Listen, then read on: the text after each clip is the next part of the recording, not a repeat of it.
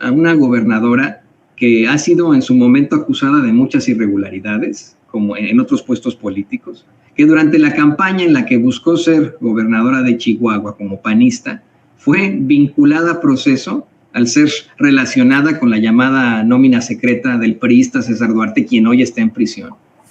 Y que también se le ha relacionado directamente con Felipe Calderón, intentando bloquear, frenar la distribución de esa fuente de conocimiento para nuestros niños, para esos porcentajes de niños en la pobreza extrema, en la vulnerabilidad por carencias sociales y en la vulnerabilidad por ingresos. Esa señora que también participó de manera muy activa en la campaña del Estado de México. Y me gustaría compartir estas imágenes contigo para que las platiquemos con el público consentidor de Sin Censura. Esto tenemos que compartirlo hasta el cansancio. Este es el estado muy descompuesto de Maru Campos, apoyando la campaña de la hoy perdedora y fracasada Alejandra del Moral, puesto que no quedó como gobernadora, participando activamente en la política, porque mi tesis, mi punto aquí es que la señora, en lugar de estar gobernando para los chihuahuenses, en lugar de dedicarse a lo que tiene que hacer y, por supuesto, permitir que llegue el conocimiento a todos, se está dedicando única y exclusivamente a la política. Te comparto esto, doctor. Quiero decirle al Estado de México que la 4T y los de enfrente no son invencibles.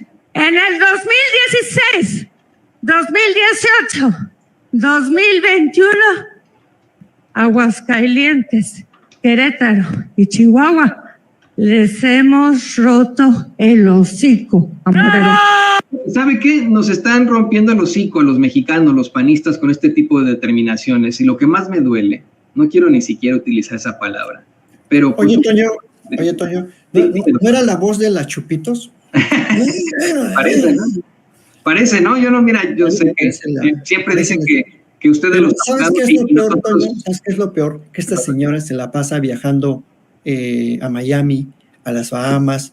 Entre abril y mayo le documentaron viajes a San Francisco, a Denver. Ahí estaba el 4 de junio en un partido de la NBA. O sea, de repente se acordó que era gobernadora de Chihuahua. Ha ido a la Sierra de Chihuahua una sola vez.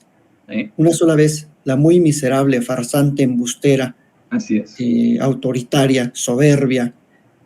Una sola vez ha ido a la Sierra de Chihuahua y ahora resulta que le preocupa la niñez de Chihuahua, cuando se la pasa en viajes internacionales haciendo quién sabe qué cosas entre la Ciudad de México, te digo, y Florida, Bahamas, Denver y San Francisco. Es que no podría preocuparle la niñez, al menos de Chihuahua, la niñez mexicana, porque no hay forma de sustituir estos libros.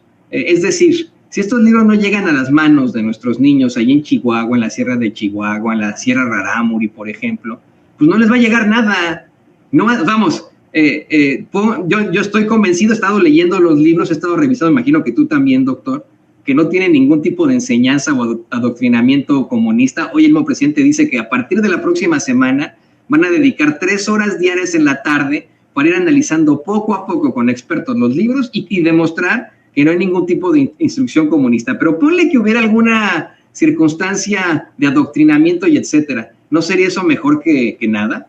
Que no le llegue nada a las manos de estos niños. Pues es que a ellos no les importa esto y así se exhiben solitos. Esta señora que tú efectivamente dices es infame, Maru Campos, también ya se sumó a la campaña de Xóchitl Gálvez. A finales de la semana pasada documentábamos, doctor y querido público consentidor, cómo está ya también apoyando la campaña de Xóchitl Gálvez. Xóchitl fue a Chihuahua y creo que con esto podemos hablar de lo que nos planteamos como tu tema, la llamada educación derechanga. Quizás buscarán ellos implantar esa educación entre los mexicanos, pero bueno, yo creo que ahí quiero hacerte una crítica. Yo creo que ni siquiera hay educación derechanga, no hay nada, es ignorancia absoluta, ¿no? Pues yo creo que van a nombrar secretario de Educación a Chumel Torres, ¿no? A alguien de esos, o sea, no sé, de comunicación social en su gabinete sería, no sé, Loret de Mola, ¿qué te parece? Secretario de Gobernación, pues, no sé, el Saco de Pus en una de esas, ¿no? Ya ves que es muy aguerrido, muy violento. no sé, como secretario de Seguridad, ya dijo, ¿no? Xóchitl Gálvez que va a seguir el modelo de García Luna. Entonces yo creo que va a pedir la excarcelación de García Luna y lo va a traer nuevamente como secretario de Seguridad. Yo creo que va a ser, si llegara a quedar como presidenta, que va a pedir la excarcelación de García Luna y no se va a rescatar a toda esa pléyade de cleptómanos, de neoliberales. Entonces, sí es verdad, no hay una visión de educación en la derecha.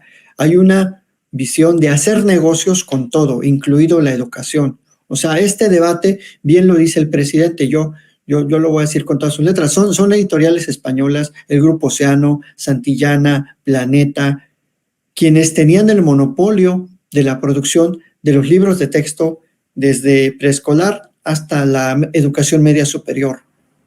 Y por eso ahora, pues tras bambalinas tienen esta campañita en contra de los libros, porque antes, en lugar precisamente de poner a trabajar y hacer reuniones permanentes y crear redes y grupos para la elaboración de los libros de texto, pues le pagaban a las editoriales y estas muy prestas realizaban el tiraje y se lo vendían al gobierno y el gobierno los distribuía e incluso pues lo tenían diversos, por ejemplo, para secundaria había un eje temático y las editoriales podían realizar libremente, Toño, sus libros de texto de secundaria. O sea, tú podías comprarte el libro de historia para segundo de secundaria de la editorial Santillana, de la editorial Trillas o de McGraw-Hill o de Océano.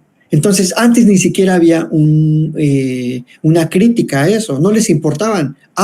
Ahora que lo hace el gobierno, ahora que el Estado de verdad asume sus funciones que le tocan como Estado, pues ahora sí ya les molesta, porque a ellos lo que les encanta es eso, el negocio, que le dejen todos esos servicios del Estado a ellos, a sus empresas. Ese es el modelito Xóchitl Gálvez, el modelo Roberto Madrazo, de todos, del que tú me digas, va a tener siempre una asociación civil o una empresa o un familiar va a tener una empresa que presta servicios y se alimenta como, pues sí, de la ubre del Estado. Entonces, no saben ni trabajar porque yo creo que tampoco saben vivir honesta y fielmente de su profesión. O sea, la señora Gálvez dice, yo siempre he sido empresaria. Pues en los últimos 25 años ha estado en la política en México. ¿A qué hora eres empresaria y política? No puede ser las dos cosas.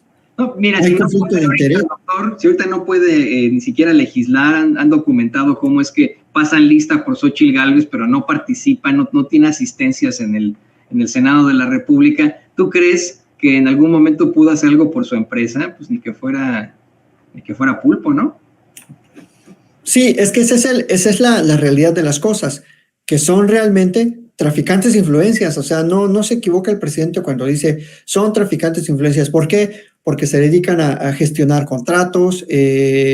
Pues ya, yo no sé si ella sea la señora 10% también o 20%, o yo creo que más, porque eso de tener contratos a diestra y siniestra, y curiosamente en la delegación Benito Juárez, en la que fue ella jefa delegacional en su momento, pues esa fortuna que tiene, que ya amasó, no es una fortuna lícita, no es una fortuna que esté limpia, más bien es una fortuna impune que se hizo al amparo del poder. Entonces, eso es lo que molesta y ese es el grado de hipocresía que tiene todo este sector y para eso quieren retomar el gobierno. Ya lo reveló la semana pasada López Obrador. Se llevaban al año, se repartían entre ellos como 30,000 millones.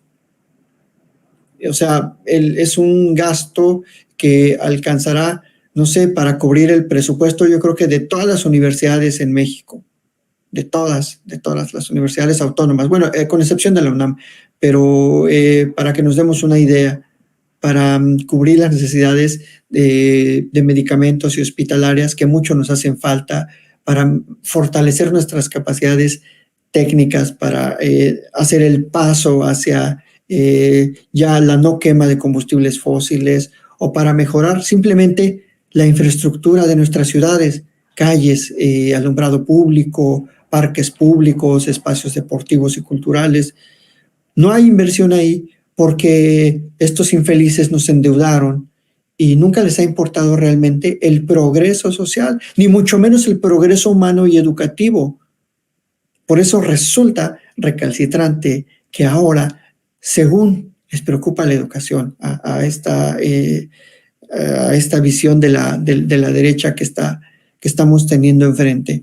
Y por eso, Toño, pues creo que tenemos que ser muy críticos y ser muy contundentes para señalar que ningún libro de texto, por errores que tenga, le va a hacer daño a un estudiante de primaria o de secundaria.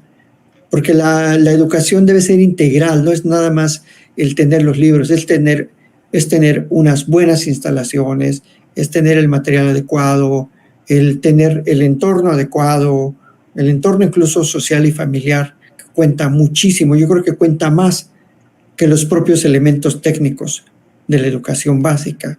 O sea, que los niños lleguen, las niñas con su lonche o que lleguen ya bien desayunados, que tengan acceso, que les quede cerca la escuela, que no tengan que trasladarse 1 hora, o a veces hay zonas en Guerrero que caminan 1 hora, cruzan un río, se van en burro, etcétera. O sea, es terrible. Entre el triángulo de Guerrero, Michoacán y Estado de México, me gustaría que fueran allá estos sinvergüenzas para que vean cómo es allá en la sierra la educación, cómo batalla la niñez para tener acceso a la educación.